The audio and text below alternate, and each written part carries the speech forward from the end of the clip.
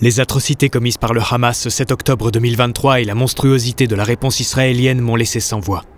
Mais comme le disait Étienne Klein dans un tout autre contexte, il faudrait faire en sorte que les gens modérés s'engagent dans les débats sans modération.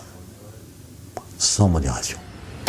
Alors pour tous les ignorants qui se sont laissés tenter par un amalgame stupide, Allah Akbar n'est pas un cri de ralliement terroriste. Cette expression appelée takbir se traduit par Dieu est le plus grand et est utilisée dans tout l'islam.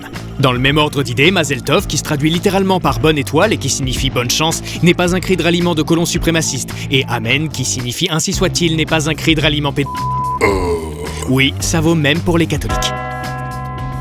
Heureusement, en réaction à ces événements horribles, toute la classe politique française a mis de côté ses désaccords pour parler d'une seule voix dans une tentative d'apaisement. Non, on a pu assister à un magnifique exemple de récupération des plus abjects. La récupération politique, l'instrumentalisation politique ou le fait de tirer parti de l'actualité sont des expressions décrivant le phénomène par lequel une personnalité ou un parti politique s'empare tel le charognard d'un événement ou d'un débat surgi dans l'espace public dans le but d'en tirer un avantage.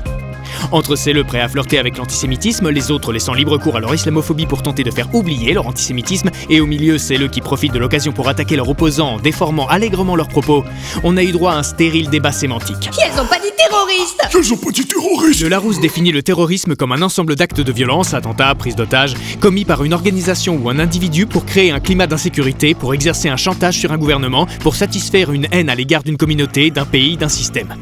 Personnellement, j'ai l'impression que cette définition peut effectivement s'appliquer à pas mal de monde. Pendant que l'humoriste Guillaume Meurice est sanctionné pour avoir comparé un fasciste d'extrême droite à un fasciste d'extrême droite, et que d'autres vocifèrent des propos immondes, il y a un antisémitisme couscous, ou tentent de convaincre qu'on ne peut pas comparer les massacres d'enfants et les massacres d'enfants, la France parle de soutien inconditionnel tout en condamnant quand même le bombardement de camps de réfugiés, mais vote contre un cessez-le-feu ironiquement proposé par la Russie, mais heureusement envoie un de ses plus gros bateaux en essayant de faire passer ce bâtiment de projection de force pour un navire hôpital alors qu'armé comme il est, il ne pourrait accueillir que 4 blessés quand ces derniers se comptent en dizaines de milliers dans la bande de Gaza. On entend beaucoup parler d'antisionisme et ce terme a plusieurs définitions.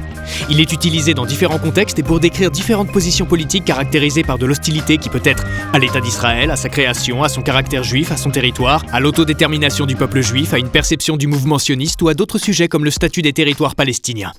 Ainsi, il existe aussi bien des juifs antisionistes comme l'organisation Jewish Voice for Peace qui ont manifesté contre les bombardements massifs à Gaza, il y a des antisémites qui espèrent échapper à la justice en se proclamant antisionistes, ou même, comme l'explique l'historien Shlomo Sand, il existe des pro-sionistes et donc pro-Israël qui sont antisémites.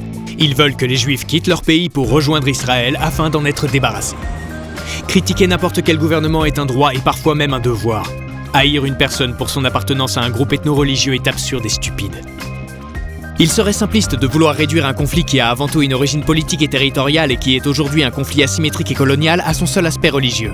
Mais si la minorité d'intégristes arrêtait de se servir d'un vieux bouquin de mythologie comme d'un acte de propriété ou d'un ami imaginaire et d'un paradis illusoire pour convaincre les plus crédules d'aller trucider leurs semblables, ça ferait du bien à tout le monde.